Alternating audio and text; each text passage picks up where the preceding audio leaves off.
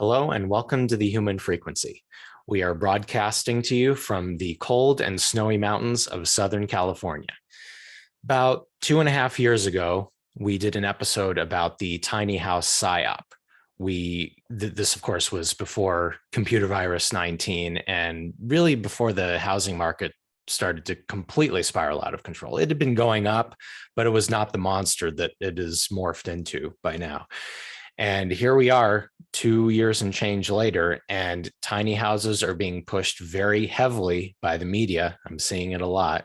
And really, the situation has gotten a lot worse with the economy and people's finances. And it's no surprise that this is being pushed so hard right now, because there is definitely a nefarious agenda behind it.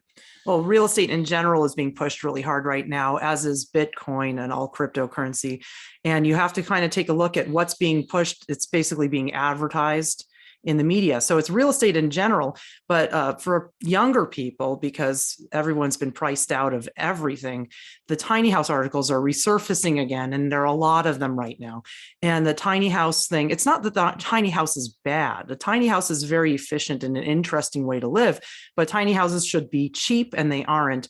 And when you look at all these articles about it, you see very high cost tiny houses that require financing, and you see very high design in these things. And it sort of makes me wonder how realistic it all is.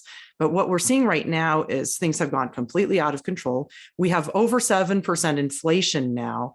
And according to Peter Schiff, if you use the CPI of the 70s or 80s rather than what they're using of 2021, then it would show inflation was actually 15%. So what's going on is numbers are being very manipulated in order to make the terrible inflation problem, which it already is. I mean, 7.1%, I think it may be up to 7.5. This is terrible inflation. But if you were to use a different standard that they used many years ago, it would show that inflation, in fact, relatively is about 15%. And that's horrendous. So obviously, affordability is a huge issue right now.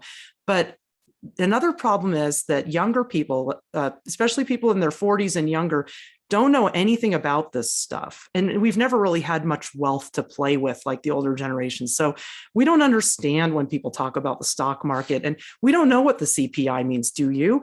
I knew it meant consumer price index, but I didn't exactly understand what it meant when the economists would say these things. So I looked up some stuff, and I'm going to share it. And I really do hope that anybody in their 40s and younger who tunes out over these kind of things will just stay with us for this episode and don't tune out, because if you understand, we know it's hard.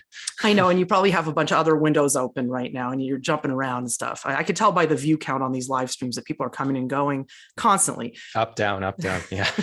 But let's look at this really briefly and try to understand what's going on here, because when Peter Schiff explains the stuff, he's as honest as it's going to get. I really enjoy listening to him. Most of the analysts that you see will just lie. I mean, they do outright lie. Peter Schiff says the government outright is lying about these statistics. So what exactly is the CPI, or Consumer Price Index? Let me share the screen. And let's go over the definition, because it's very important. Because everything is based on this. Everything that they do when they are talking about inflation, for example, this is the main way that they determine inflation. The Consumer Price Index is a measure that examines the weighted average of prices of a basket of consumer goods and services, such as transportation, food, and medical care. Now, before we continue, let's find out what a weighted average is, because that's very important to understanding how these numbers are used to manipulate the economy. A weighted average is a calculation that takes into account the varying degrees of importance of the numbers in a data set. In calculating a weighted average, each number in the data set is multiplied by a predetermined weight before the final calculation is made. This is very interesting. So that leads to the next question of who is determining this importance and who is predetermining the weight, and what standards are they using to arrive at these conclusions? Well, let's go back and read the rest of the Consumer Price Index. So you understand that when they're using weighted averages, somebody is deciding the importance of these parts of your life. I mean, everybody needs transportation, food, housing, medical care. These are all necessities, but somebody is attributing values to them. It's not just how much of each of these things everyone is buying, but how important are they? So the consumer price index is calculated by taking price changes for each item in the predetermined basket of goods and averaging them. I love they say basket of goods. Like, what is this, 1903? I mean, anyway, changes in the CPI are used to assess price changes associated with cost of living. The CPI is one of the most frequently used statistics for identifying periods of inflation or deflation. It may be compared with the producer price index, which instead of considering prices paid by consumers, looks at what businesses pay for inputs. Okay, so that I'm going to stop the share for a minute here. So the Consumer Price Index is actually determined by the Bureau of Labor Statistics. That's a government organization. It's an entity of the government, and they're determining the importance of these things. So when you're getting this cost of living, we don't know what things they consider most important. I tried looking at their website. It's very, very hard to understand. This is by design. This is the same reason that I can look at weather websites. I have an ability to wade through page after page of like annoying numbers and manipulations in that.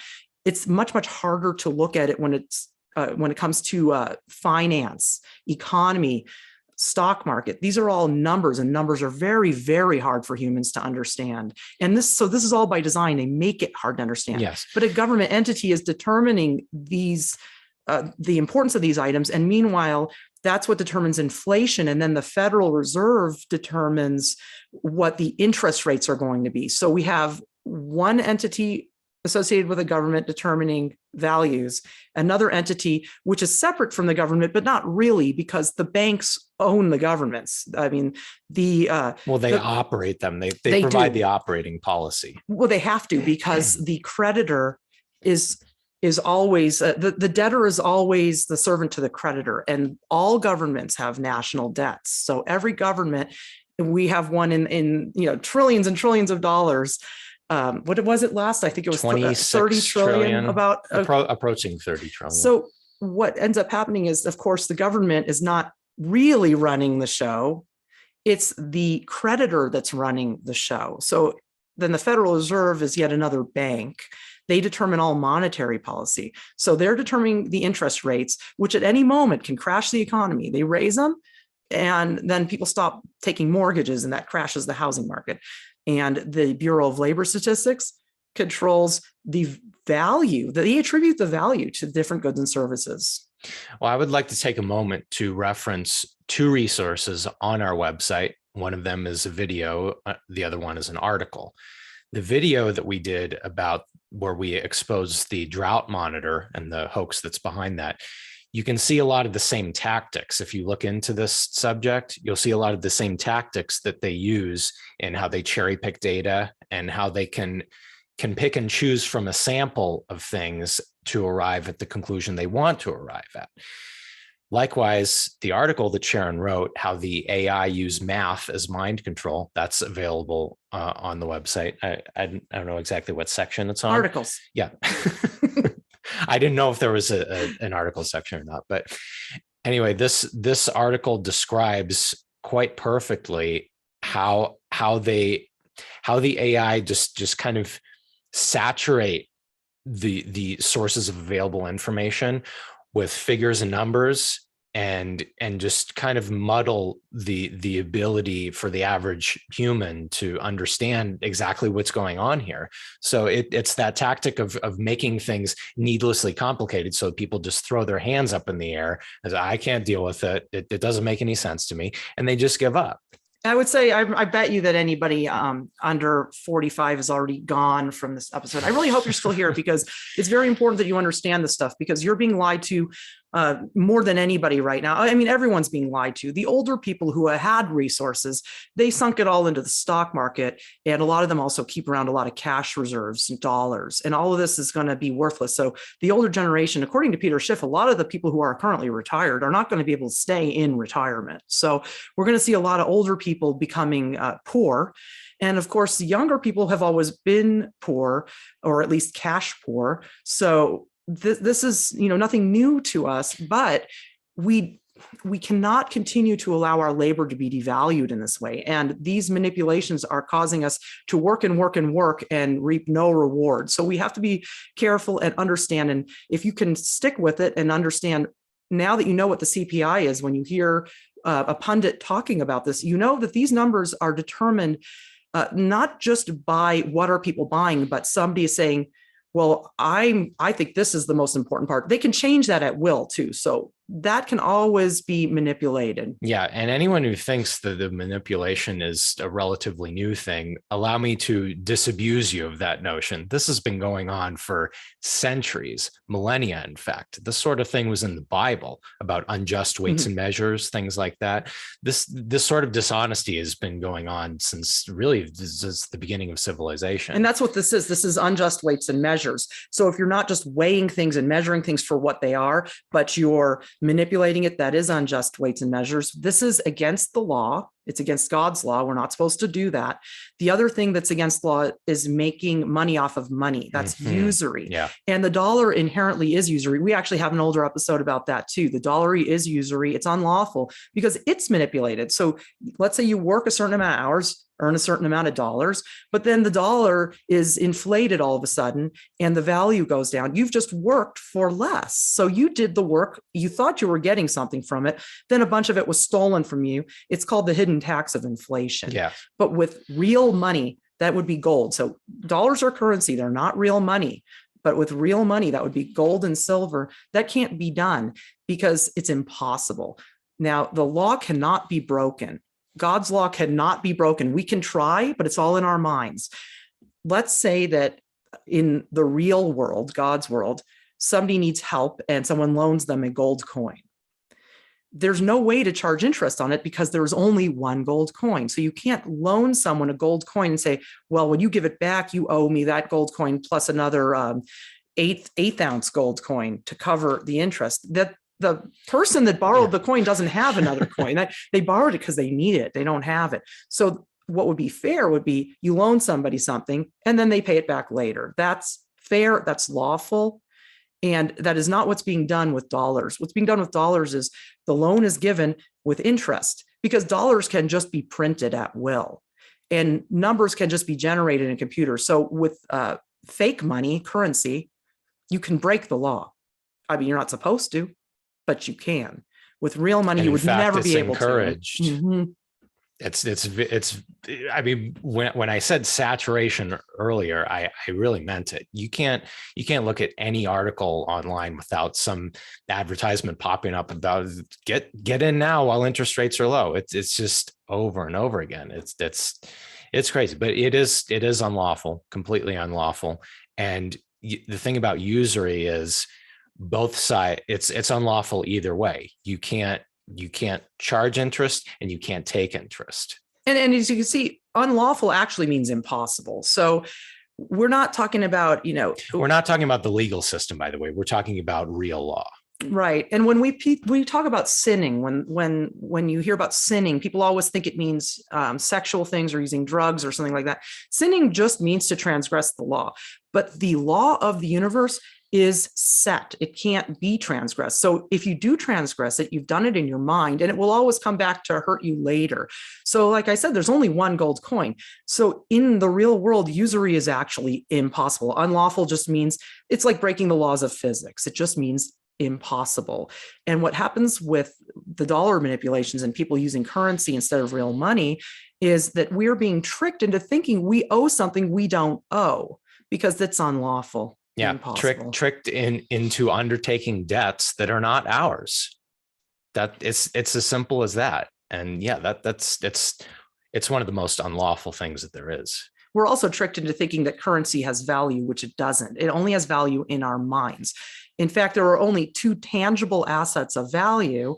One would be land, and the other would be precious metals. And under land, that comes with what's attached to the land, like buildings or trees. And under metals, besides gold and silver, there are other industrial metals of value, and there are also minerals. So these are the things that have real value. But of course, with land, they call it real estate. Those numbers are manipulated. Again, the consumer price index is the cause of that, as well as inflation, and also just general human greed, because this is the imagination run amok. But there are also assets that are sort of like they have one foot in each door. So stocks, for example, stocks are paper. It's like a piece of paper saying that you have a share of a company, but it's backed by something. I mean, it's not backed by nothing like the dollar. So whereas it's still fictional because it's still a paper contract, it's backed by the products that the company produces or the commodity. So you kind of have a foot in each door with that because it's not completely fictional. But what's backing it is also being manipulated. So it really is just, it's a different spin on the same type of bondage, for lack of a better term. It is not a system where there's any kind of freedom. Well, let's think about stocks for just a minute, because a lot of people have stocks, but now they are somewhat valuable because it's better than dollars. That's all I'm saying. I'm not saying I don't have any stocks, but it's better than dollars because it's backed by a commodity. But what if the government decides to regulate that commodity differently? For example, what if somebody had stocks in hemp back before it became illegal, and now it's legal again, but it was legal one day, illegal another day, and then legal again? What happened during that illegal period to the stocks? So if the government is manipulating the movement of goods, what can go here and there, they're shutting this down, that's going to affect the value. So stocks are going to take a hit because legislation can be made to manipulate that market. Remember, these statistics are all coming from governments and banks who are basically one and the same. The banks are the ones running the world, not the governments. The banks are the ones who are financing all of this insanity. And that's where tyrannical legislation originates. That's where things can be either, like you were saying, some things are encouraged, some things are discouraged, or are downright just demonized. Yeah, let's talk about just for a moment how the government can manipulate stocks, because that it's not just an investment in a commodity. Like if you have solid physical gold and silver in your hand, you know what it's worth. For example, encouraged. Let's talk about the health field. Vaccines are highly encouraged. Chlorine dioxide is highly discouraged. Vaccines are a huge, huge industry, and the legislation is being made to either force it, so that they're making people buy a service like auto insurance. They force it, so you have to buy it. So it can't go down in value because you're forced to buy it, or if you don't buy it, your life is made extremely inconvenient. So this is a commodity or a good and service that the government is legislating to sell. And the media also works along with that to sell it. Chlorine dioxide solution is legal and you can sell it, but the government controls it by not allowing sellers of the product to say what it actually does. So that's a huge manipulation, and they will shut down. The FDA will shut down businesses that say what it does. So you have this being highly discouraged and, as Gabe said, demonized. I mean, so you could see that in the health field. If you have stocks in Pfizer, I'm sure you're doing better, and you can't really have stocks in chlorine dioxide solution because it's too cheap. It's something anyone can make. So yeah, you see how that's being done. If you have stocks in these big pharmaceutical companies, this is why, I know my grandparents liked pharmaceutical stocks. I know they used to buy those, and my dad likes them. They're all into stocks. And I used to say, but they're evil. They're evil. Why are you doing this? You're supporting it. I never could understand that. But the reason they support it is they don't know it's evil. They think it's medicine, and it makes a lot of money because the legislation makes that happen. Yeah. And that's just the health field. Look at the financial field. What's being encouraged right now? Cryptocurrencies, not just Bitcoin, but the whole lot of them. I don't actually know how many that there are. I don't really know of any others other than Bitcoin, but cryptocurrency in general is being really just like they're throwing it in your face. It's just like the low interest rates and trying to get you locked into a mortgage. It's the same type of inundation that you see on the internet. And what's being discouraged? Gold and silver, but specifically gold. Yes. any precious metals. And it's being devalued, although gold is climbing right now. I mean, we're at about 1910 this morning, and that's $1,910 per ounce, not $19.10. No, that's more like the silver price, which is actually now around 23 or 24. Silver is a little above 24. Oh, that's excellent. Dollars an ounce. Okay. Last time I checked. That's getting better. It's still way undervalued. So now you know that these statistics are all being manipulated. Do you understand now that you know what the CPI is, and you know that they determine the values of things, the Bureau of Labor Statistics, and you know that the Fed controls the interest rate. So now you know, and they also control the currency supply. So you know that. By the way, the last time we did an episode, gold was around $18.30 an ounce. So we're looking at an $80 climb in just about a week, maybe a week and a half. And this speaks volumes about the volatility of the economy right now, because when gold climbs, that means the dollar is falling, stocks are falling, and also real estate will follow suit. So what's being encouraged right now? Home ownership. What's being discouraged? Renting. And the way they discourage renting is pretty obvious. Look at the cities without rent control. You see, I hear about Austin, Miami, certain cities where rents are going up. Florida, just as a whole. 30 to 40% increases in rent. What ends up happening with that is home ownership looks a lot more appealing, because you're seeing that you could get a mortgage for a lot less than the rent. So what they're doing is they're pretty much forcing people's hand right now. And what they're doing with the high rents, then the renter says, well, I better get locked into a mortgage right now and get a good rate where it'll be lower than my rent. They're getting you locked in right now at these very, very high housing prices in order that they can pop the bubble while you're locked in, and they can really, really screw you. Yeah. And they can do it at any time at the drop of a hat. They burst it. And of course, the insiders that know it's coming, they sell all of their assets beforehand. And it's the ones that are holding all of those when the bubble pops. They're the ones that just get screwed. It happened in 1930. And obviously that was a long time ago. People don't remember that, but people still remember 2008, and it happened then too. Well, they're encouraging younger people. I'm talking about people in their 40s and younger for the most part. But everybody's being encouraged to buy houses, Bitcoin, and now also stocks.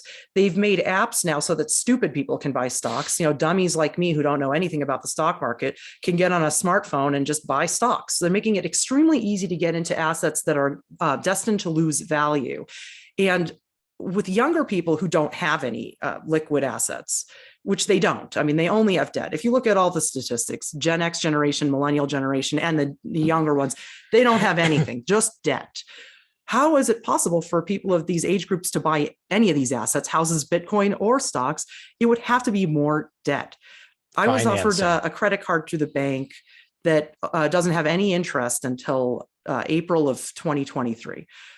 You know, it occurred to me, I thought, wow, I could take out this loan, buy some investment, and hopefully it goes up, and then pay it off and cash in. But what if it goes down? You know, so you have to be careful. I'm going to pull up the screen share again, and let's look at what's going on with younger people in debt, and on all of us who played by the rules, by the way. So let's take a look at some more articles here. I'm going to close this consumer price index here. All right. Meet a millennial who is turning 40, starting yet another new career, and has $47,000 in debt. I've worked very hard and it didn't pay off. It feels very unfair. And this guy is right between our ages. He's had a lot of stuff going on in his life. He joined the military. He's actually divorced now. He lives with his parents again. He had a house. He had. Yes, he's owned houses. I mean, as far as owned goes. He had a career, he had pets, the car, the American dream, as they say. But what does he have to show for it now? Nothing. Charles Bryant is turning 40 next month, but in some ways his career path feels like he's just graduating high school again. And he's nowhere near where he expected to be at this point in his life. A New York native now living in Delaware, Bryant was working as a hotel manager when the pandemic shut down operations. He had to furlough 36 out of the hotel's 40 employees, and the property turned into a temporary homeless shelter during the pandemic. After taking a pay cut for a while, he eventually left.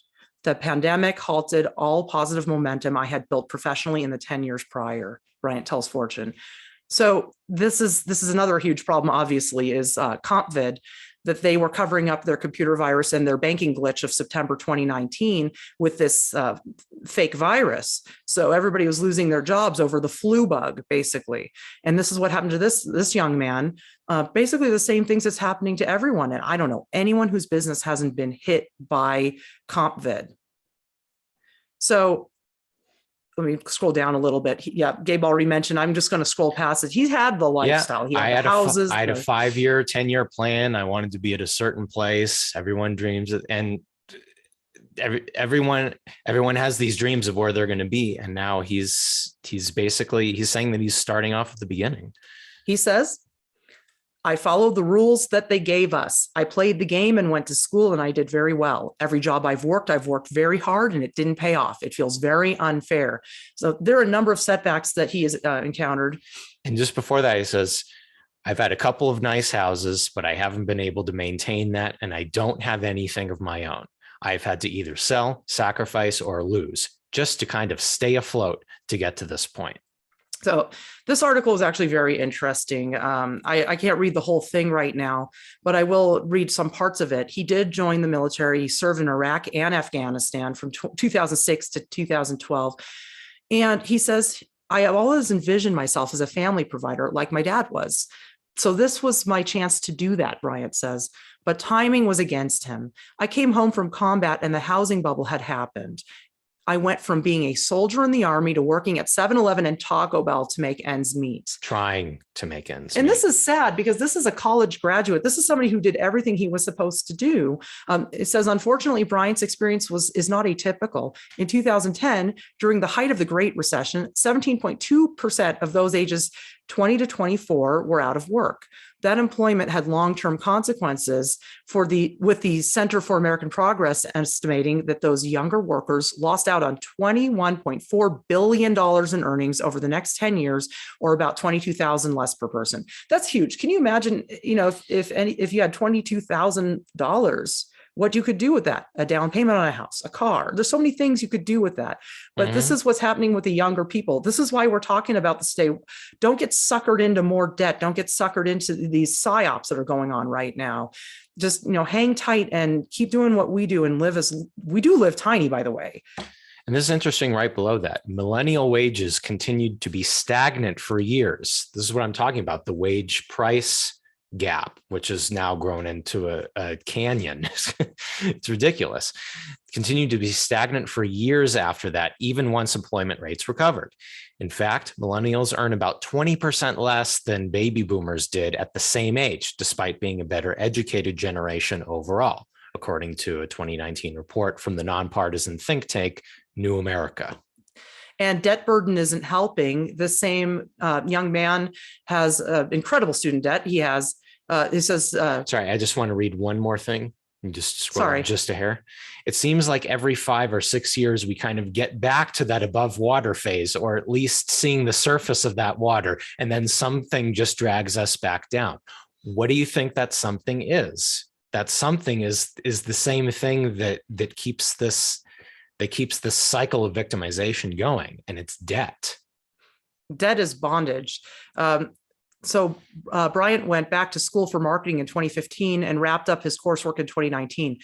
That kind of turned into a whole bunch more debt, he says. Taking advantage of GI benefits, he still has nearly $42,000 in outstanding student loans.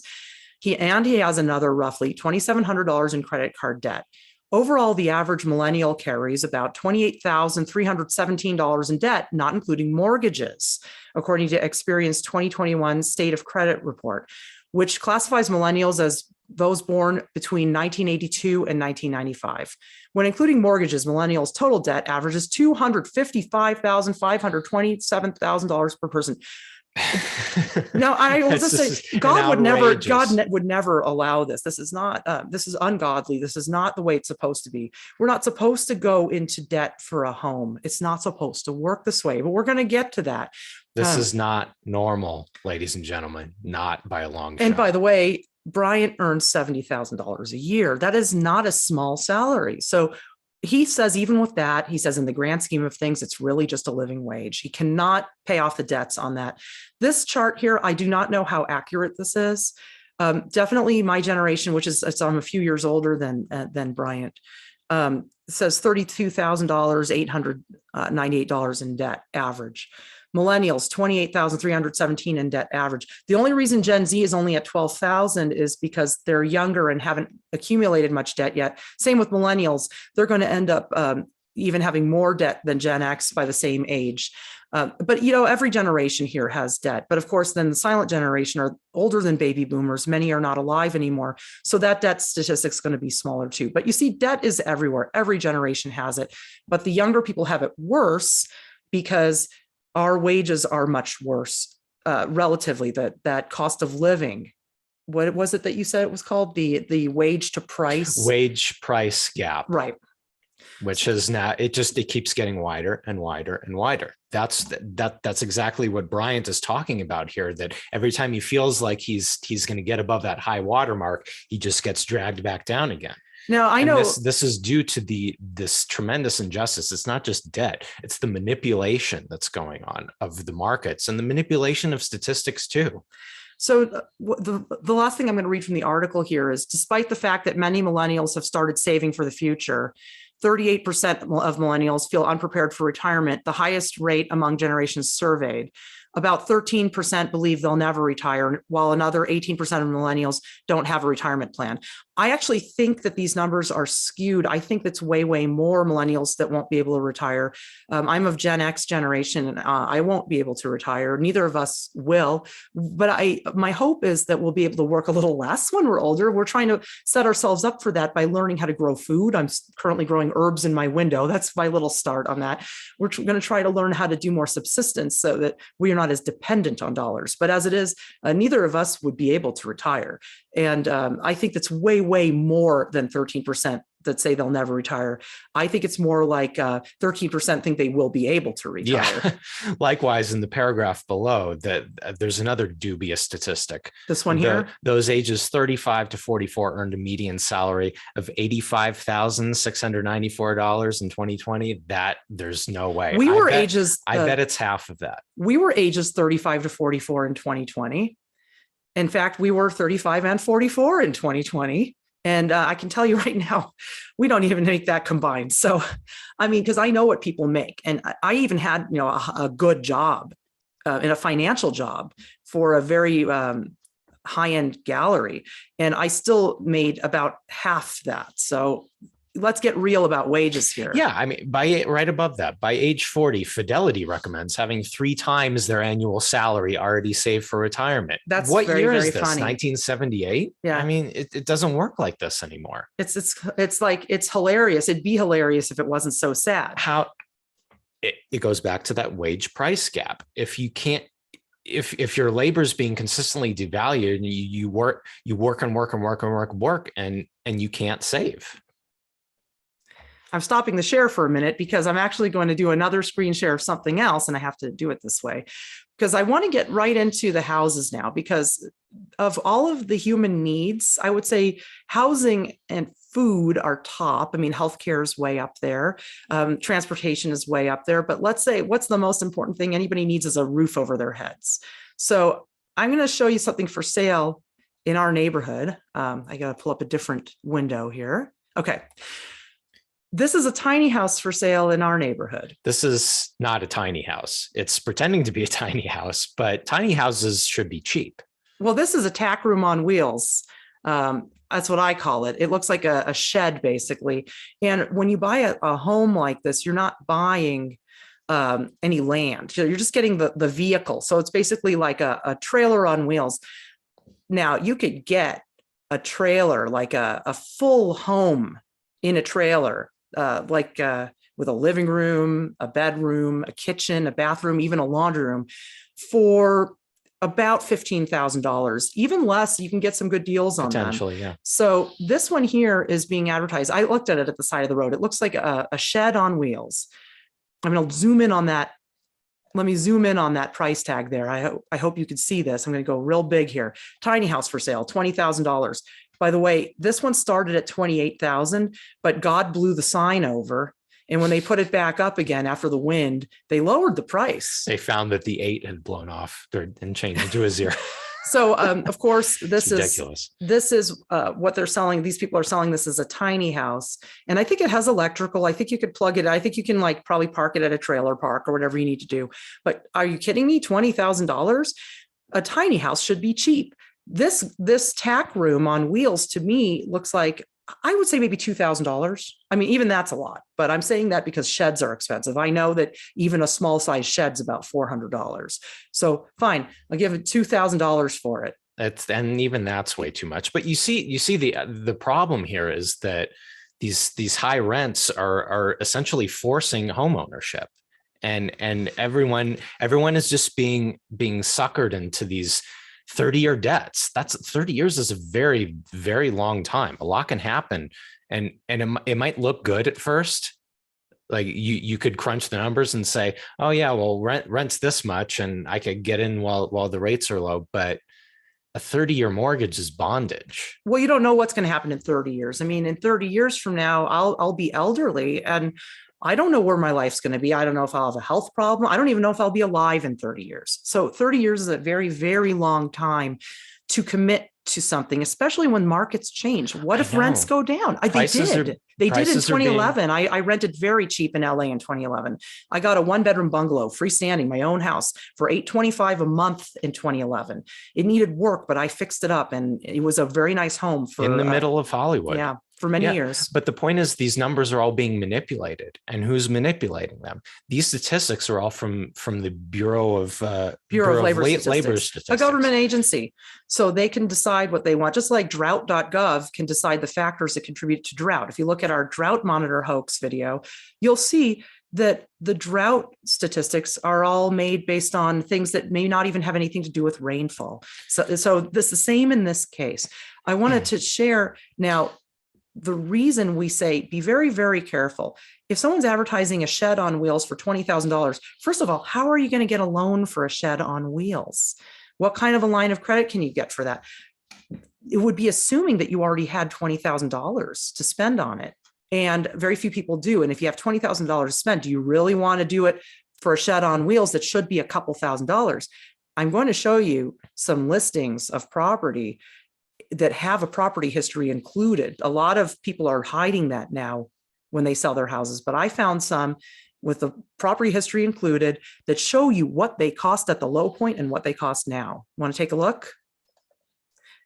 Let's go back to the interwebs. This is a house in a rural part of central California, actually. Yeah. It's the middle of nowhere. And the price reflects that it's the middle of nowhere. This is an 1,800 square foot, 3-bed, 2-bath family home. It's a nice house. It's in good condition. It's in the Sierra Nevada foothills, about an hour east of Bakersfield. They're asking $269 for it. And I'm not going to dwell on this because it's not really that important, but you could see in the pictures, this is a nice, normal house. Okay. Decent condition, no updates on it though. This house is built, I think, in the 80s, no real changes. So it's not like they remodeled it. It's got a barn, so you can keep your animals there. You can have a horse there. It's got 2.5 acres, so you can grow food because the climate in this area is conducive to growing food. So this house was put up on the market. I'm going to scroll down a little, in June of 2021 for $299,000. Then they lowered it very soon after to $289,000, and then they lowered it very soon after to $269,000, and it has sat on the market since then. So perhaps $269,000 is a little much for this house for where it is. Now, let's see what they bought it for. In 2010, they bought this house. That's the low point. $79,500. So look what you can get. $79,000, let's say $80,000. That's 4 times the cost of the shed on wheels, gets you an 1,800 square foot family home, room for you and the kids, 2 bathrooms, so everyone has plenty of space, 2.5 acres. The kids can play, you can have animals, you can grow food, only 4 times more than what the shed on wheels is listed for. And by the way, the shed on wheels will probably have to come down to 1/4 of what they're asking after the crash. So then it would be worth $5,000 or even less. So what I'm saying is, if we can hold on, and we have to see what happens here, because the analysts who know what they're talking about say a crash is inevitable.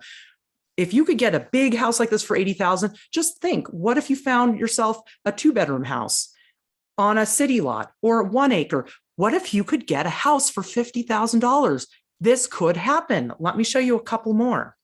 And it will happen. The Federal Reserve, another government entity, basically, is manipulating interest rates. So between the excuse me, between the Bureau of Labor Statistics and the Federal Reserve, it's just everything is weighted against people trying to improve their lives. And this is, they're always going to do the most life negating thing is my point. And if you want to see ridiculous when it comes to housing prices, all you need to do is look at a trendy area. If you live in an urban area, or if there's a trendy area you can look up near you, you will see the height of ridiculousness. Let's go to one of my favorite places, Joshua Tree. It was one of my favorite places. It's not so much anymore because it used to be a really wonderful, off the beaten path, beautiful desert community. In fact, people used to be able to get houses there for well under $100,000 many years ago. Let's look at what's going on Joshua Tree today. This is a pretty new listing, and it's just one. I just picked it out kind of randomly. There's way more of these and more ridiculous than this. This house is almost $500,000. It's 2-bed, 1-bath, 1,100 square feet. I'm going to scroll down. Let's look at the $500,000 house, which is a 1959 mid-century classic with a Palm Springs pink vibe, and truly one of a kind. With prime location being of utter importance, this property will be hard to beat. It's within a 5-minute drive to the heart of downtown Joshua Tree, as well as the entrance to the national park. That's all fine and good, but the heart of downtown Joshua Tree means you have a Vons, a CVS, a Ross, and a Home Depot. It's not like what you think it is, okay? It's not a bustling urban area here. Yeah. I mean, it's amazing they have the Ross and the Vons there. Let's take a look at the house. It's cute, right? It's very, very cute. Let's look at what's inside it. Let's see if we can click on this here. Apartment stove, apartment fridge. Does that look like a $500,000 kitchen to you? I'm not talking down about the house, but this is like $100,000 house. Office ceiling. And something happened to the cabinet doors. I guess they think it looks cool. Missing cabinet doors, I'm sorry. Mishmashed knobs. That's okay. It's cute and funky, but it's not a $500,000. Certainly not. Okay, the couch you found on the side of the curb, that is not a $500,000 staging job, guys. Let's get real here. This is a $100,000 house. And that floor leaves something to be desired too. And I'm telling you, when I say 100,000, I'm being nice. Okay, I know what Joshua Tree was worth 5 or more years ago. You could get houses like this for $60,000. Yeah, so, 10 years ago at the low point, absolutely. Bedroom, bathroom is okay. I mean, so I really don't care. This is not the house. No. This is something God made. It's not part of the house. It's a beautiful sunrise, but it's not, and a beautiful sunset, again, not part of the house. That's God's work. Again. Rainbow, Same with God's work, not part of the house. And the shrubbery. So all I'm saying is the trees are part of the house, but so what? They're just trees. They're just trees. Okay. So let me escape here. All right. I want to show you what they paid for it. That's my main point here. They're asking $500,000. It's embarrassing. It's just stupid. This house is very cute, though. I must say, I'd live in it. I totally would live in it. I'm not a snob, but I don't have $500,000 to spend on it. Nobody does. Let's see what they paid for it. Oh, they bought it at the height of the market, 2006. That was a high point, a crazy time in the market, $135,000 at the peak.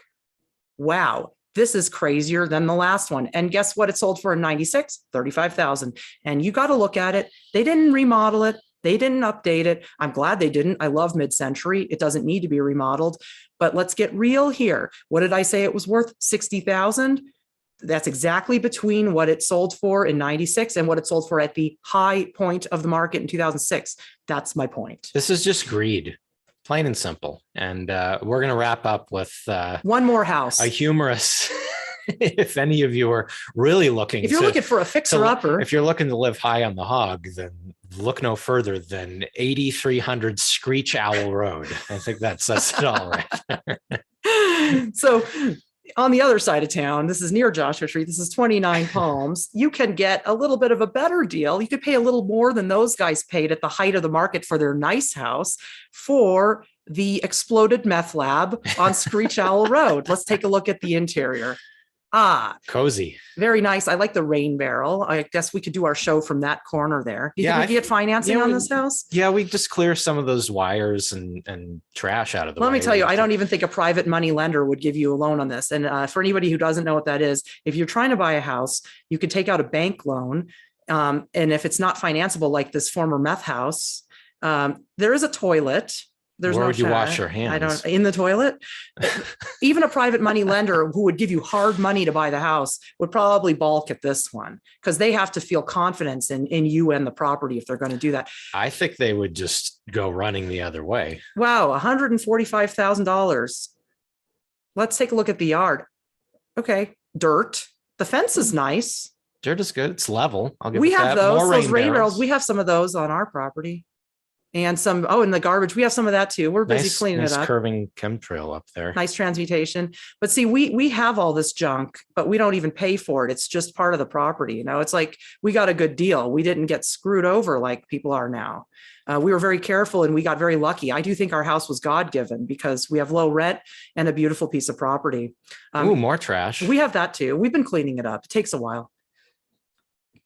Okie dokie. I think, have we seen enough here? We have that too. There's somebody dumped some trailers on the property. Okay. Have we seen enough? I think I've seen enough. I just want to let you know what they paid for Screech Owl Road. And by the way, they bought it in 2020.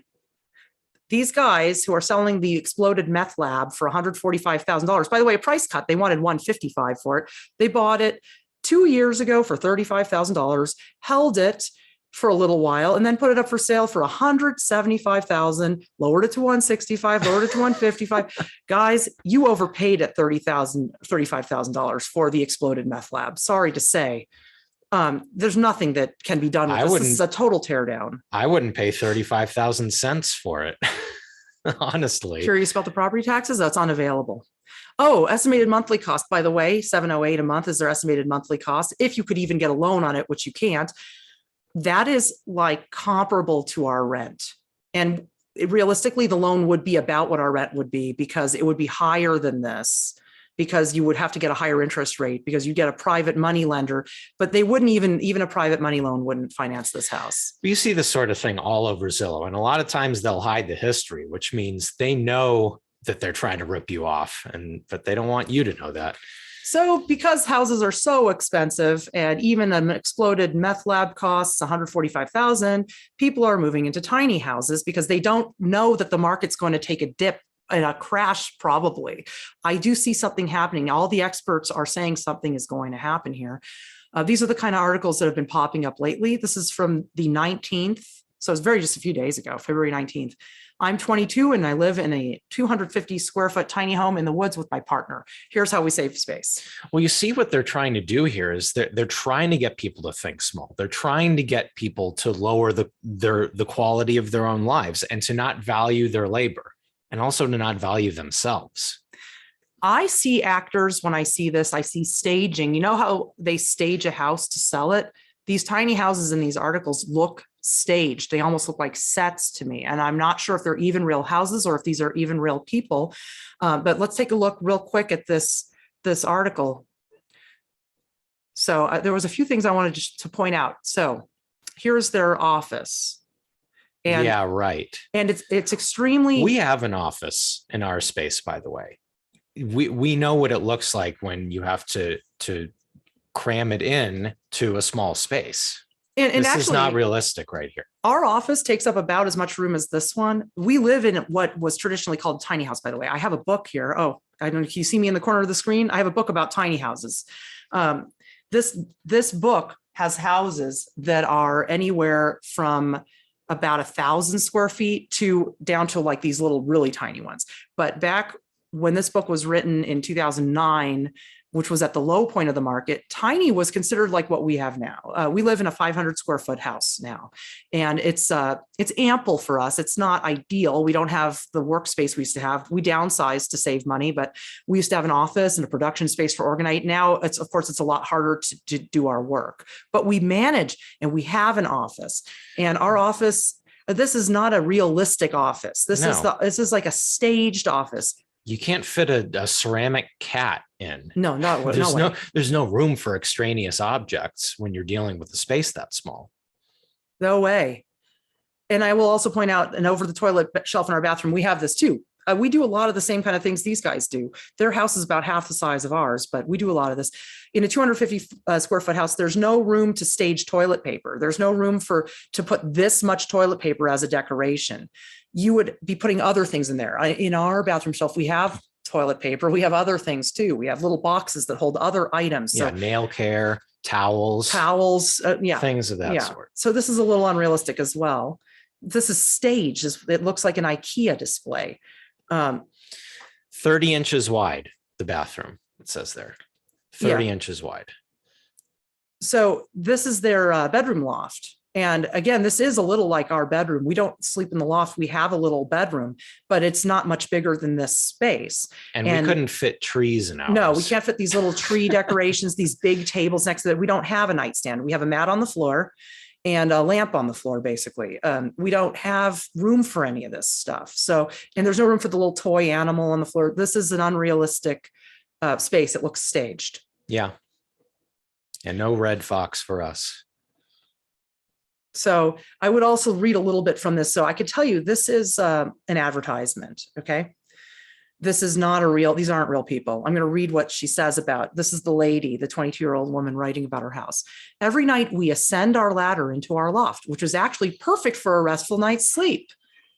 The loft from floor to ceiling is only about 3 feet tall, but still has everything we'd want in a regular bedroom. We share a tiny tiny TV mounted on the wall. I thought that's funny. They share a TV. So do we. We watch the same television. You don't have separate televisions? What's wrong with you? We share a tiny TV mounted on the wall and have a bedside lamp, a table, and a window on each side of the room. A custom paint job in our living room adds personality and divides our home into separate areas. This is a realtor talking. This is not a 22. This is how a 22-year-old would say, this is like really cool. We have like this thing over here, and there's like all the space that we can make if we like move all this stuff. And that's how a 22-year-old talks. This is how a realtor talks. Yeah. This is all being staged. Absolutely. I'll just read a little more before we go to the next tiny house article, which is the last one I'm going to share. Well, I'm just pointing it. I guess we don't have to, but I'm just pointing it out. You know, this is, you can show the cups and a custom paint job in our living room. I just read that. Upon moving in, we saw our house's white walls as a blank canvas. So we started planning a warm, inviting color scheme and got some paint samples from Home Depot. Painting our living room perennial green and jackfruit was not only a fun bonding experience, but helped us feel a sense of ownership of our space.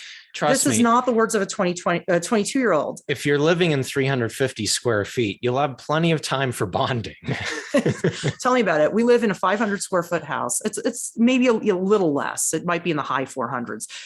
We definitely feel cramped in sometimes. We have had numerous injuries and breaking of items due to the small space. Let me tell you, I had a foot injury that lasted 3 months from banging my foot into the corner of the counter on the way into the kitchen. It's so narrow. I'm like pointing at my kitchen. My kitchen's right there, by the way. Bathroom, bedroom's right there. It's tiny. Okay. What you see this behind is most behind us here. Is mostly it. Okay. Yeah. And we've broken so many dishes in our tiny kitchen. It's so sad. I mean, but what are you going to do? We have to save money. So we have to be very, very careful. We've even made weird rules about how to use the space so we don't hurt ourselves or each other. So anyway, this is look on the side, a tiny guitar amp built for bedroom jam sessions. Wonderful. That's great. It's like I have like a guitar. It's like in my bedroom, and like look at the open, like I have a shelf, like I drink my coffee out of that. That's how a 22-year-old talks. No offense to our 22-year-old listeners. My hope is that you don't actually talk like that. Probably if you're listening to this show. Or our 21-year-old ones. There's still hope for you yet. Well, I was 22 also. And at the age of 22, I was an apartment manager in LA. So I do happen to know a lot about real estate by this point in my life. And I know what's fake and I know what's real. When you're 26, you can upgrade to 100 square foot more. I'm 26 and live in a 350 square foot tiny home with my partner and pets. I'm just going to show you this one briefly. I'm thinking that it's possibly staged. This possibly is not really a house. Okay. These people are far too happy and clean building this house. On both of those. Yeah. Now, And it's also a little product placement for Tyvek. I hope they're getting some royalties or something. So, like I said, when I was 22, I was an apartment manager. When I was 26, I was renovating my own house, which was considered a tiny house at the time. It was in 2022 when I was doing that. So I bought my house in 2021. I mean, sorry, 2001 and 2002.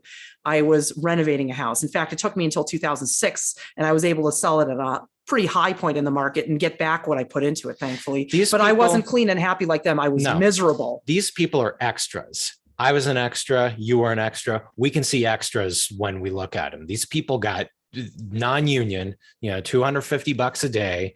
And yeah, this whole thing is so staged. And you can tell, just you scroll down a bit, it's the same language stuff.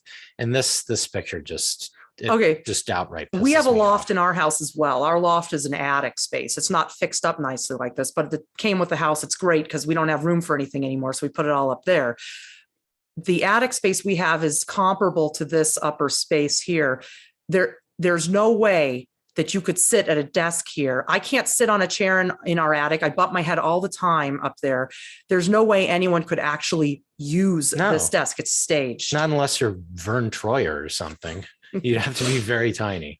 And then another thing about this property is, I'm going to read this here. On the front end, our loft holds our books, computers, and business inventory, which is accessed by a built-in ladder on the wall.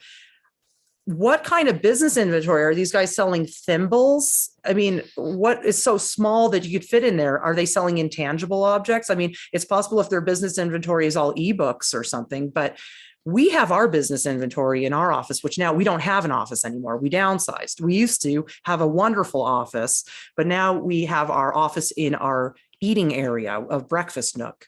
And our inventory takes up a corner of it, and it's neatly displayed on shelves. And we do that because Orgonite is beautiful and we like to look at it. But all of our work materials to make the Orgonite, everything is in the attic, the laundry room, in our closet. We don't have room for a normal office anymore. So I don't know what kind of business inventory these guys are dealing with, but this is highly unrealistic. It's dubious too when you look at, I'm going to show you the other angle, and then I'll stop going on and on about these tiny houses, but it's so big. It's so big and spacious. I think there's one more picture. This is their kitchen. To me, this looks actually quite spacious. I don't know how this is really a living space. It does look staged. The very few items on the shelves make it seem staged. If you have a functioning kitchen, and if you are indeed low income and need a tiny house, you got to cook your own meals. We have a tiny kitchen. It is very neat, but packed with food items. Where are the stains? Where's the crap everywhere? Oh yeah, there's no stains on the counter. Yeah. This is a set. This is a set, 100%. That's what we think. So anyway, I think we could stop sharing the screen.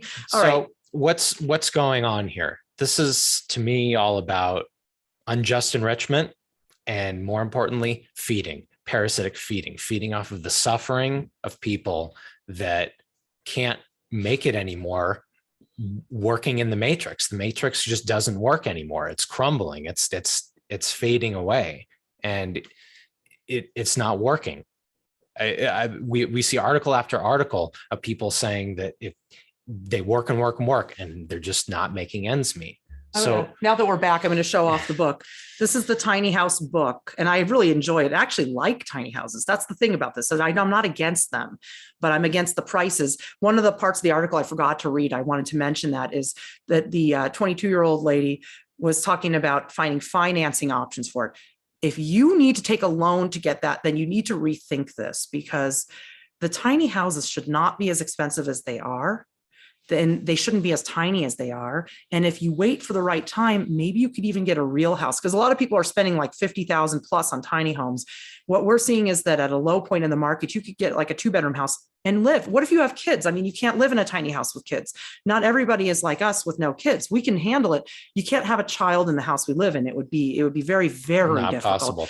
So I'm just saying to value yourself, value your labor. Yes. And in fact, what I've noticed, and this might sound very funny, but I've noticed that working a little less now is actually not bad, because we make so little for our work now that I think my time is more valuable than my labor. So I've been actually putting more time into learning skills like gardening, growing food. We've done a lot of things for ourselves that we never used to do. I cut Gabe's hair for him now, and I think I do a pretty good job. Nice not fade. bad, right? Took me a while to learn it. I started trimming my horse's hooves. Can you believe that? I mean, having a horse, that's an expensive pet, but we've learned ways to have this pet cost not really much more than a couple of dogs, which is, ideally we'd have a couple of cats, but well, we ended up with a rescue horse instead. I've learned how to do my own farrier work for him. That's huge savings for us, hundreds and hundreds of dollars a year. Everything that I come up with myself and I can do for myself is a savings. So my labor is spent quite differently now. Instead of working full time at my job and then paying someone to cut my hair, and Gabe paying someone to cut his hair, and paying someone to cut our horse's hooves and all these things, we've learned that, well, instead of doing that, we actually get more for our time by doing the tasks ourselves. In fact, also home repair. Gabe repaired our refrigerator. We didn't have to buy a new fridge. We didn't have to pay a fridge guy. He fixed it. We didn't need to hire an exterminator because we took care of our mouse problem. We figured out how to fix it. Everything you can do for yourself, you can save so much, and you're getting more for your time than by working for dollars and paying someone. You see, society trains you to be dependent on all the other members of society, where you have only, excuse me, you have only one function, and you're dependent on all the others for everything else. And that just doesn't work anymore, because you ever try and get anything done nowadays, it's virtually impossible. Like even the simplest thing is just, it is almost impossible to get anyone to do anything right. So we have to learn how to do it ourselves. And it takes a while, because we've been trained to just be one part of many. And that it's not, when I said the matrix is breaking down, I mean that quite literally. It's just not working anymore. This is bondage. We have to get out of bondage, and everything right now is geared toward getting people into bondage. They're even using the term locked in. Yeah, they want to get you locked in with a low interest rate. Well, gee, lock, that's bondage. Locked in with a low interest rate on a $300,000 house is a lot more expensive than locked in with a high interest rate on an $80,000 house. You have to do the math, and don't be afraid to look these things up. If someone's saying something you don't understand, look it up. That's why I explained where these values are coming from. Who is determining this? Not us. AI is determining this, and the AI, it runs the show, and they use math as mind control over us. And by quantifying our labor into dollar amounts and quantifying every one of our needs into dollar amounts, it's all easily manipulated. Dollars are manipulated. The values of these items are manipulated. Value yourself, value your labor. And even though it seems really like terrible I hate renting. I hate it. Okay. And we actually do our own work on the house. So, because we don't want rent increases and we don't want to deal with shoddy workmanship. So we actually work very hard. We have to do our own repair work, and we lose a lot of money every month renting, and it feels terrible. But remember that if you get locked into a mortgage for 30 years now, this could be trouble. There are major changes coming. Everyone's saying it. We have to just be careful, hold on, do whatever you can right now. I kid you not, I'm sewing my socks, okay? When I get a hole in my socks now, I don't throw it out and get a new sock. I sew my socks. I bake my own bread. Dave's bread, which is the organic bread you can get up here, they're selling it for almost $8 a loaf at our local market. I can bake a loaf of my own organic bread for about $1. So these are the ways that we're saving. We don't earn very much anymore. We've had to cut back our housing. We've had to cut all our expenses down to next to nothing, but our labor hasn't been devalued because we've put it directly into the work that needs to be done. And instead of getting profits, we get increase. And that's how it works under God's system. It's a big difference. So think about the people who got locked in 2005 or 2006. They're only half of the way home through that 30-year time span. The guy that got locked in on this house during that time period visited us one day. He lost the house in 2009, and we got to meet, and it was weird. We got to meet the guy that actually did probably a lot of the stuff to fix this place up. And in fact, that's his lot next door that has the trailers and all the junk on it. And it's fine. We're actually gradually cleaning it up, and we can use it, and we may rent it from him as well. But this is what happened. And it was almost like a lesson to us. It was like, just at the time where we were becoming very discouraged and thinking maybe we should take a mortgage, what else can we do? Then we find a very affordable rental, meet the guy that lost it when the criminal bankers kicked him out in 2009 because he had an adjustable rate and everything doubled in value. He lost everything. It was almost like he came to us to teach us a lesson. So just remember that and value yourself. That's all. Yes. That's the lesson I want you to take away from this. Especially young people, you don't have money, you have debt, but please value yourself, value your labor, and don't be taken advantage of. They're trying to trick you right now. Yes. That's the lesson I want you to come away with is don't be fooled by all these shills hawking substandard housing. It's a trick and it's a trap. And you want to avoid that. There's tricks aplenty right now. And like the Bitcoin bimbos we talked about in our last video, just like that. They're selling Bitcoin, and look at what the news is trying to sell you. They're selling you ideas. They're selling you fantasies. You will lose everything if you get involved in these things. The older people are going to lose everything. The ones that are so rich right now that we think are so rich, it's sad, but I know what Peter Schiff said is correct. They are going to lose everything. I hate to see it, but they don't listen to us. I try to say buy gold and silver. They don't listen to us. They think those dollars are going to be worth something. And that the stocks are going to be worth something. What can you do? The stocks are better than dollars, like I said, but the only thing that's worth anything is gold and silver and your labor. That's the only thing that you own is your labor. That is yours 100%. And you can withhold it or you can give it.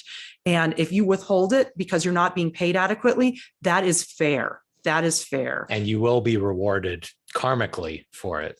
And if you work for yourself more and gain these skills, I mean, I don't know much yet, but I'm learning how to grow herbs in the window. And we're starting to, in the warm seasons, plant them outside, plant our vegetables. We're learning. And that's the time right now is for learning. Absolutely. There's less work going around. This is the time to learn new skills. Well, thank you for listening to us ramble on about tiny houses again. Same problem as there was before, but there is a way out. Thank you for listening. Our website is www.thekembo.com. Please come to our website and check out Sharon's articles, especially that article, How the AI Used Math as Mind Control. I have a new article coming up too. Very important to understanding the swindle right now. And I have a new article coming up very soon. So I'll be posting that. It's about how to hardwire your home. I finally wrote it. I just have to put it together with some pictures because everybody wants to know and they don't understand how their internet works and stuff. So I put together this article that will explain why we do it and how to do it. So keep your eye on that. And on my blog, thekembo.tumblr.com, you can get through the site. I do weather reports there, as well as other types of important reports about orgone energy and EMF and stuff like that. And please do, if you can donate to us, please do. If you could purchase Orgonite from us to help us keep gifting and producing all this content, we are very grateful for that. So yeah, please visit our website, thekembo.com. Thank you for listening. We will see you again next time.